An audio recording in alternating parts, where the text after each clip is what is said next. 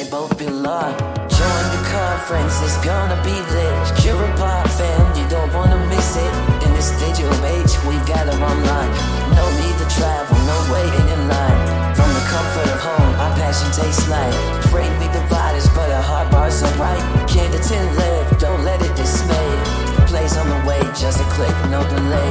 Curicon, the future's our song. We're riding DG, they both belong. Join the conference, it's gonna be lit. Curipod fam, you don't wanna miss it. So spread the word, let the excitement unfold. Curicon's the place for teachers, it's our world. In the realm of light, together we'll find. Our Curicon, let make the future come alive.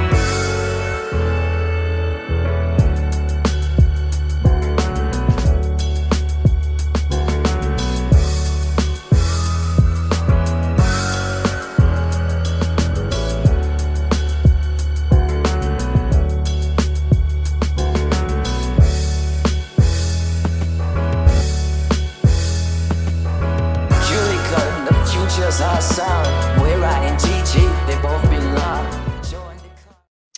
Welcome back for our next session of Curicon Day 4, where we're going to unlock the power of AI in education with Dianne Krause. I'm your host, Amanda Fox, and Curipod Community Manager, masquerading in my human costume today. And joining me, finally, to open a session, my closer, Erica Sandstrom. Hi, everybody. Welcome back. So excited to be here. Thank you, Amanda. Thank you. You've been rocking it.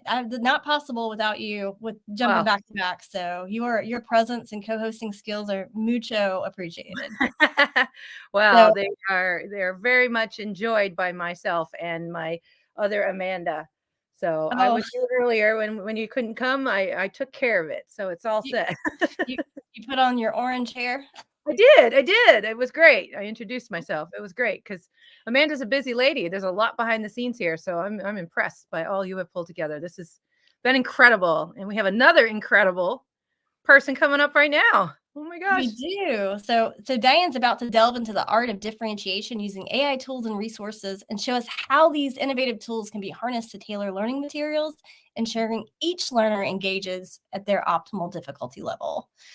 In the session, you'll learn the intricacies of using AI tools as formative assessments. She's going to guide us through the process of assessing students' current knowledge, differentiating learning materials to meet them where they are, and evaluating their progress effectively. Do you want to give us her bio? Oh, you have to meet this lady. Dianne Krause is an instructional technology coach, and this is hard to say. Curicon School District and professional learning specialist at NCCE. Dianne creates, develops, and maintains a variety of online resources for, I have to say it again, Curicon, and conducts workshops on technology integration, best practices for the district to implement specific to the needs of the teachers and their students. I like that bio a lot. That's wonderful. Let's bring her up. Yay. Tell me how to say that. Let me see. I'm going to try to bring her up one more time. I don't know why she's not showing up. So, there we go. I'm here. Do you see me now? Yeah, we do. So I had to move rooms because the room I was in was not great with the internet. Gotcha. So I was all set up to go. You know how it is, but I'm going to trust. Awesome. Yep. Technology, rooms, like all that jazz. So we're excited for your presentation. I'm going to go ahead and I'm going to add it to the stage. So let me go. We have a lot of people tuning in. Funny because I keep putting in the chat, drop where you're from. And okay, let me go back to, do you see my Curipod slide now? Yes. Yes, there you go. Okay. So I am totally disorganized because all of my notes are in the other room, but that's okay because I'm going to plow forward because we got to do this thing, right? So I'm going to go ahead and present my Curipod and we're going to get started. I'm so excited to be here with you all. I want to let you know that I can't see you because my other computer's in the other room, but that's okay. So I'm super duper excited to be here with you all tonight and to share some things about using AI for differentiation And hopefully I'll be able to catch up with the chat afterwards as we move on. So the first thing I want to do is I want to try and get some people into the Curipod here with me. So I'm going to put the join screen up. So if you could go to Curi.live and enter in the PIN, and I'll give you a minute or two to get in, maybe a couple minutes. We'll see how many people are in here with us tonight. Oh, we got a few people. Awesome. And I just have a few activities to do here in Curipod, but I have some things to show and some things to talk about. But I of course, love Curipod like all of us, and wanted to use it as part of my presentation. So we'll get started in another minute or two here as we get in. And when we get to our first activity, which will be in a few slides, the code will come up again and we can get in there as well. All right. So I'm going to bop out of the join code. I don't know if somebody can put it in the chat for me. That would be awesome. Okay. So first off, just a little bit about me. I know that there was an introduction to me being said. I couldn't hear it. That's when I was walking down the hallway to the other room. But I will just give you a brief background. I'm a K-12 instructional technology specialist for the Wissahickon School District. I heard you having trouble saying it, Wissahickon School District. And I've been in this role for 17 years. So I have seen our district through the implementation of smart boards, first smart boards and then laptops being taught with the smart boards, and then one-to-one, computer carts per hallway, then now one-to-one computing per student. So I've seen my school district through that. And it's a school district of about 4,500 kids, about 450 teachers. So I support all of the teachers and the students in my district with technology. So I've been doing that for a long time. And, COVID was that was my Super Bowl. Like we were using the technology like champs. And luckily for me, we got through Teams, we got through OneNote, we got through all of the things we needed to get through. But then it was like, now what? So with the advent of AI last year, it has kind of given me a breath of fresh air in my profession and in my role. And I've started to dive in last spring really heavily. And really the thing that struck me the most is how we can use these generative AI tools to help differentiate for our learners. And not only all learners, but our learners at I call it like the bookends of our educational spectrum. So the learners that have the most need at one end, but at the other end are learners that need the enrichment. I own one of those enrichment kids who was also ADHD, and she made it through school and she was challenged here and there, but she wasn't challenged the whole time. So with AI, we could create activities and create things for students at all levels of our spectrum. So that's kind of my background and why I'm here. This year, I'm helping facilitate a cohort of teachers in grades 2 through 5 to look at this specific thing about how we can differentiate learning materials for all. And I'm going to talk about tonight some of the tools we use that we're going to be using as we go through the year. And I'm going to show you a few things, hopefully, if we have time at the end. All right. So the next thing that I would like to do is we're going to do a word cloud activity here in Curipod. So the question is, how can we use AI to differentiate learning materials so that all students are engaged at their correct level of difficulty? So I'm going to go ahead and start. First, let me put the join code back up. So if you didn't join yet, I'll give you another couple seconds to join that while you think about that question. All right, and I'm going to go ahead and I'm going to start the word cloud. And I've given us a couple minutes for it, but we will see if we need all that time. Okay. And as you're doing the word cloud, I'm going to run and I'm going to get my water bottle. I'll be right back.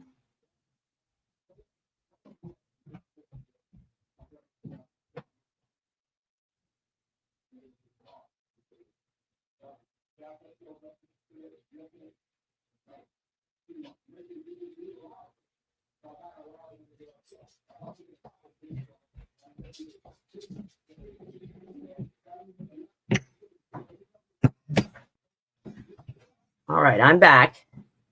And I realized it's not a word cloud. It used to be, but I changed it at the last minute to an open-ended. So it looks like we have 5 responses. 6 coming in. And I had my moderation screen set up on the other computer, but that's all right. We'll see the answers. Hopefully no one's written anything bad. We'll see the answers as they come up. So I'll give you another minute. Want to kind of gather from the crowd what you already are using, what you're already doing, how you can imagine how AI can be used to differentiate.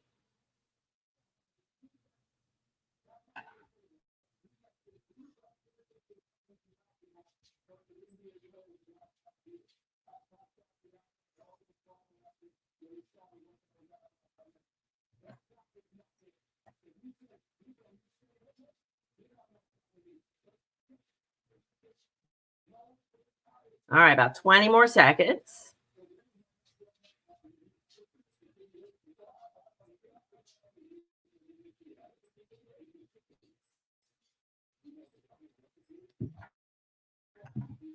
All right, 10 more seconds.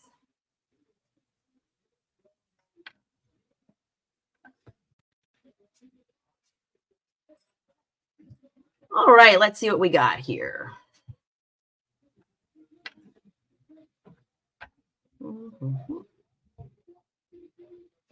All right, so grade level text adjusts for each in your room. Absolutely. That's going to be one of the things that we're going to talk about tonight.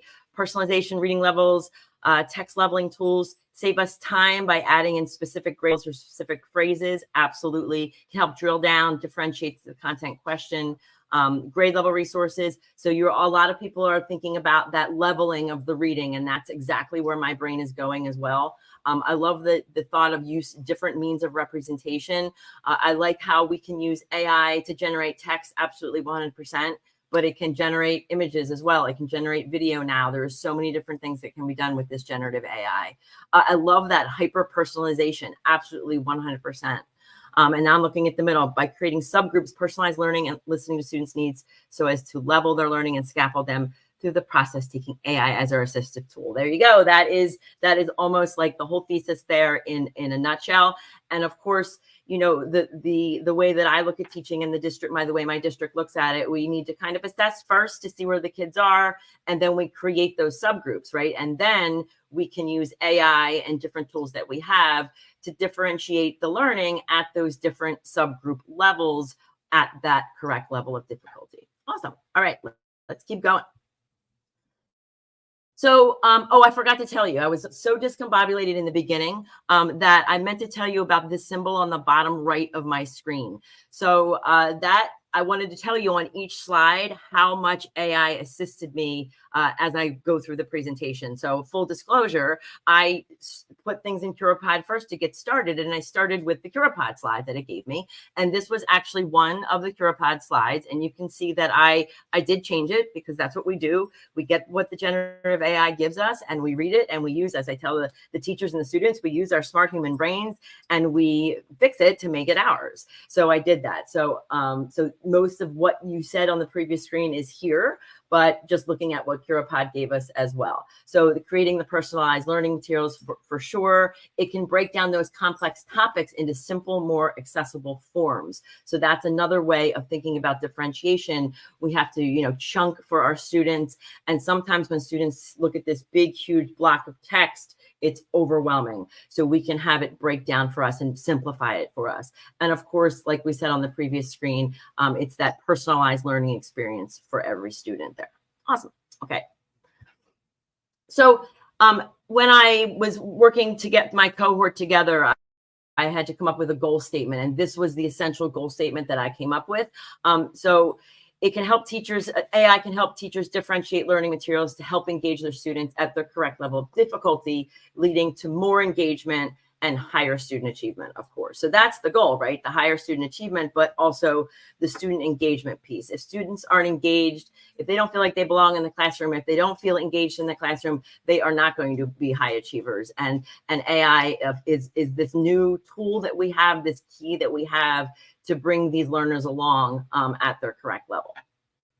And this image in the background was created by Bing Image Creator. It is pretty much my favorite image creator tool right now. And I just love it. Okay, so I'm going to switch gears a little bit and I'm going to go out to this article. So John Spencer, who wrote the book, The AI Roadmap, which is a pretty new book. He's a well-known author in the education world. I'm sure you've heard of John Spencer, but he has written a few blog posts based on some stuff in the book about different things with AI. But this blog post that we're going to talk about is specifically AI for differentiation. And this quote I pulled from the article is kind of sums it up. AI won't replace the need for teachers to differentiate instruction. Absolutely not. We still need that human element, but it will make differentiation more feasible, and I'm going to add more accessible for us. So I'm going to switch gears here and go over to the article.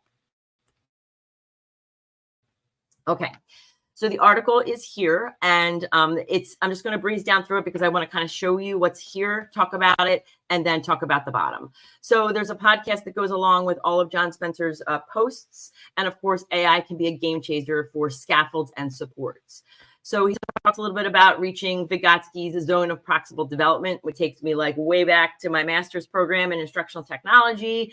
We all kind of know about the ZPD and hitting kids where they learn best, and then scaffolding them along the way so that they get there. So there's different parts of this article, and this one talks about using scaffolds specifically for our neurodiverse students. You can read, I'm going to give you the link. You can read that.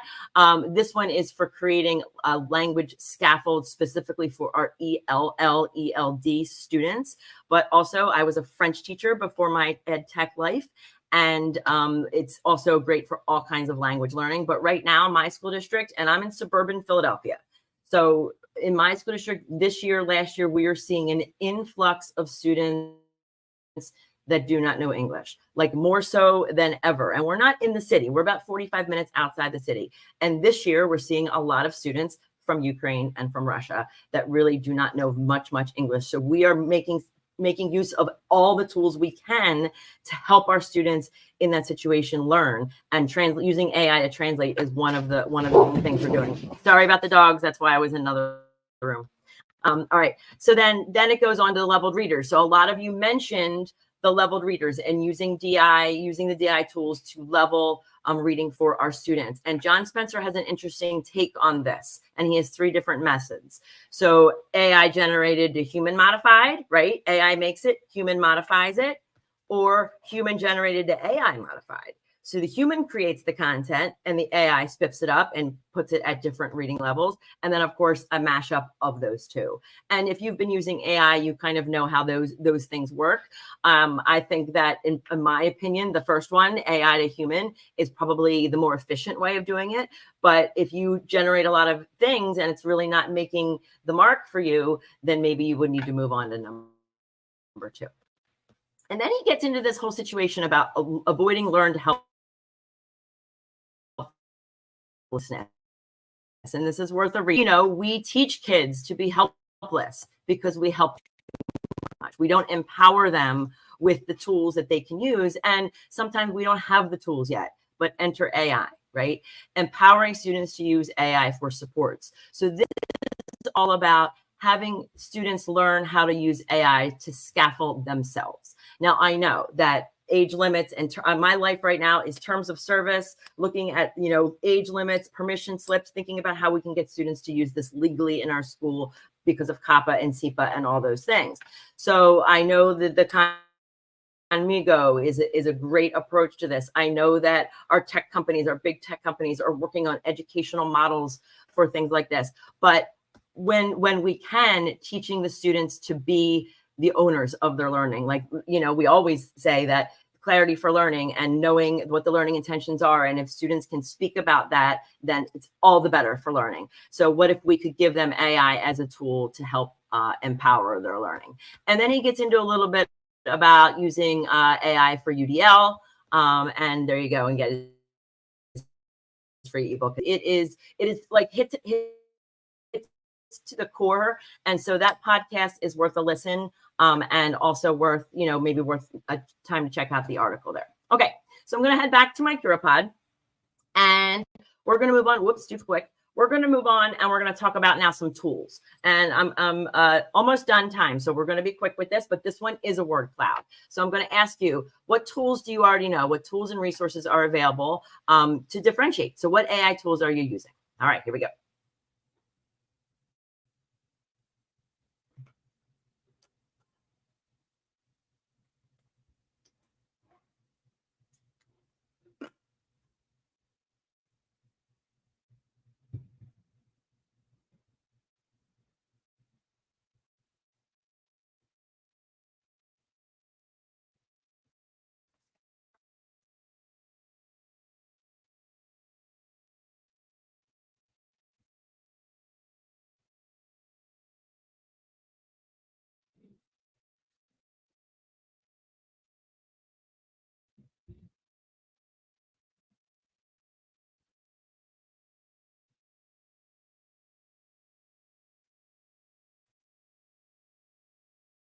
All right, about 10 more seconds.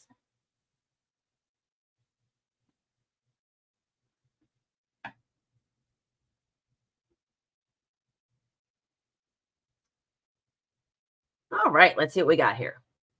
Yes, diffit. That's the one. That is the main one. So it's so funny that it is front and center. Questionable, Eduade, ChatGPT, Magic School, Curipod, all the ones. ChatGPT Plus, Newsela. I need to check out. I know what Newsela is, but I don't know about the AI yet in Newsela. So that's one that I need to check out. And Packback is also new for me. So awesome. So I knew most likely that I would have folks on the call that would be able to kind of say those tools. I was going to show you a little drive-by of Diffit, although I did get an email from Diffit today for the translation part, for the languages part, that you used to have to create the passage first and then change the language. Now you can change the language right before the creation process, which is amazing. That showed up today. So, but I want to show you a tool that's not on this page that you might not know about, because I live in the Microsoft world and most of the world in education lives in the Google world. There's a lot of us in the Microsoft world, but I know the Google world runs the show. So we already talked about these tools. I forgot this slide was here, to be honest, because I wanted to get to the next slide. But the one that we haven't talked about yet is reading progress. And I'm not going to show that, but that's also a Microsoft tool. So just a real quick, what reading progress is.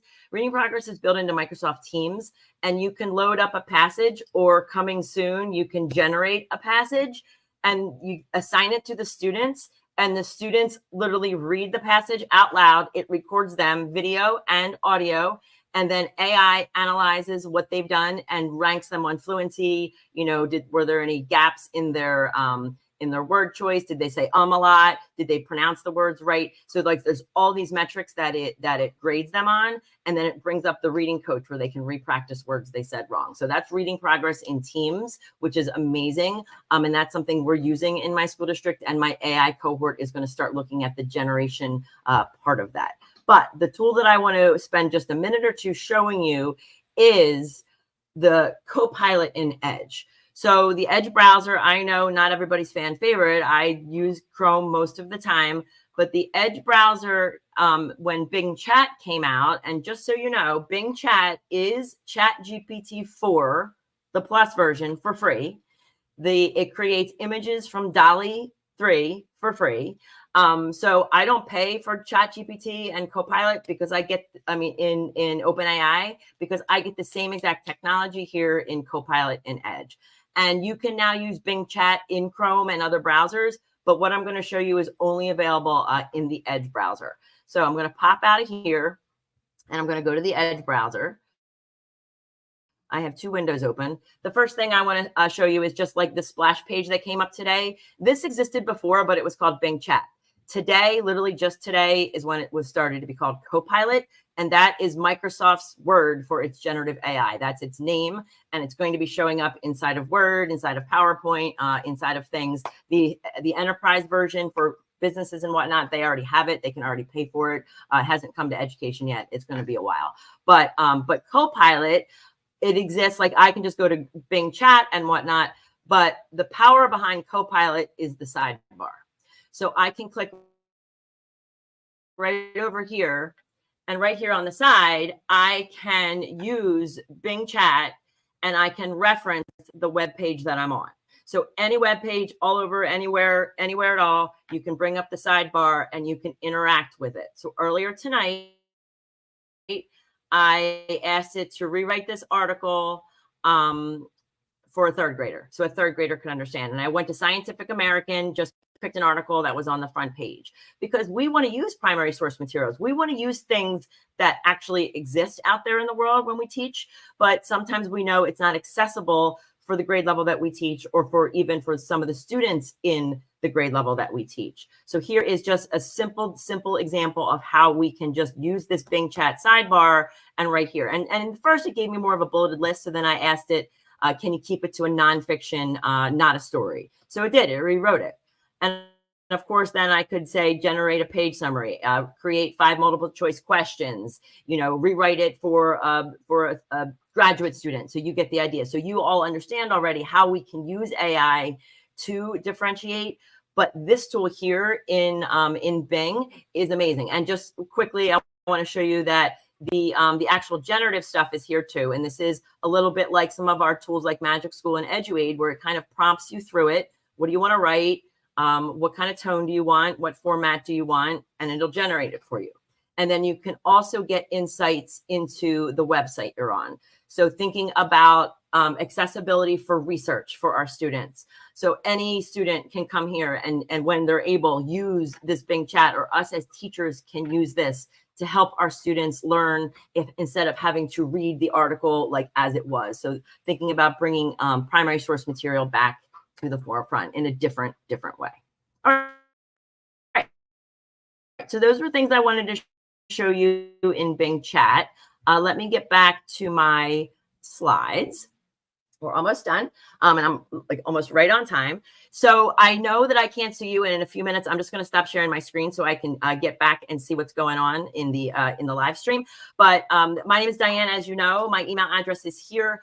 I am at Dianne Krause on pretty much every social media platform that I'm on. So I'm not really a TikToker. I am on there. I don't really create things, but Instagram and Facebook is my main platform. And that's it. I used to be on Twitter, X, like I'm still there at Dianne Krause. I don't use it as much as I used to. So let me bop out of here, and I want to stop sharing my screen so I can come back to you all. So let me stop screen, and here I am. Here you are. Awesome. So Erica, I apologize for the beginning of this. Where did you see me? I had to be Amanda and wear a wig to introduce myself. It's fine. I didn't even see that. So, but I am sure that everybody here understands technology, right? And we've seen a lot worse than this. Don't worry. It's fine. But people know that when they come to a live session and it just makes us human. They don't care as long as we're out here sharing. And I feel like people get to know you better when we're live and make mistakes. So these people are very happy. I mean, my mind is blown. I wrote down so many new things that I've never heard of. I'm so excited. It's like a kid in a candy store. I can't wait to try out all of those. I'm so excited. So I'm wondering, Erica, in the chat because I could not watch it or I could not see anything that was going on. Was there anything that stood out from the chat? Any questions? Well, somebody did ask. Okay, there's a lot of holler yes and a lot of excitement, that's for sure. Can you see it now? Can you see the chat at all? No, I don't. Because I'm just looking at the StreamYard. Okay. Because I had it set up on my other screen and I'm not there anymore, obviously. Somebody asked if that graphic was available in Curipod, within Curipod, the one at the bottom when you. So the little like magic guy that's in the symbols in Curipod. So you now can add like the little Curipod graphic. So that was in there. And then I just made a text box and I literally just made that myself. Oh, that's perfect. Oh, I love that. Yeah. And then somebody. Go ahead. Oh, and the AI assist widget. I made it myself. I thought it was because I'm reading books, like I see the authors are putting that, and I think that as we go through life, I don't know whether it's going to be required, not required, but I am like one of those brutally honest people. So I just like everybody's got questions about I completely made that up myself. Like I did. It. Well, now you're gonna have to make a video for it because everyone wants to know. Literally, awesome. It's a star image and a text box. That's it. Adorable. I know. That's really cute. I love when people ask those things. Those are fun to share. But yeah, and people loved it. Excellent resources. Great job. I said, wait, slow down on that. How do we do it? Was that so in Curipod, when you're building your slides on the side, there's a little, I'm not going to go to Curipod to look at it right now, but you can add in images. It's new. Like there's the little Curipod logos, like the spinny guy that's up there at the top and the rocket and all the Curipod guys, the guys that are on the shirt, you can put them in your slides. And one of the things was that shooting star. Okay. Like that magic thing. You got it, Hollis? If not, Hollis, just write me or write Amanda. We'll tell you. Yeah, absolutely. Yeah, totally. Awesome. So we need to pick a winner, but you didn't get to see your chat box. In the last 3 sessions, I have failed miserably to pick winners. So I'm going to be picking winners from reading the chats for the last few, unless because you didn't get to see them. So you can't pick. Yeah. Oh, wait, I'm seeing if there's any more can't questions. pick. I'm sorry, I can't see. No, that's okay. I'm sure we're gonna pick winners and we will post it for sure. But it is time for us to move to Eric Kurtz. He is the next up, but we are so grateful for you and thank you for being here. That was an excellent session. There's so much new AI that we're all going to get to play with tomorrow. So thank you. Yes, you're so welcome. And thank you for having me. And it was great to chat with everybody. I can't wait to see all the comments. Have a wonderful night, hon. You too. Bye. Bye-bye. Okay. So everybody, next is up and coming is we have Eric Kurtz coming. Everybody knows who Eric Kurtz is. That's for sure. He is such a great guy. And he is going to be doing cyber assist using AI as your teaching assistant. Because we've been all saying this through Curicon about being a teaching assistant. So let me stop talking so you can get over there. Okay. See you soon. Go E. Curicon, the future's awesome. We're writing teaching, they both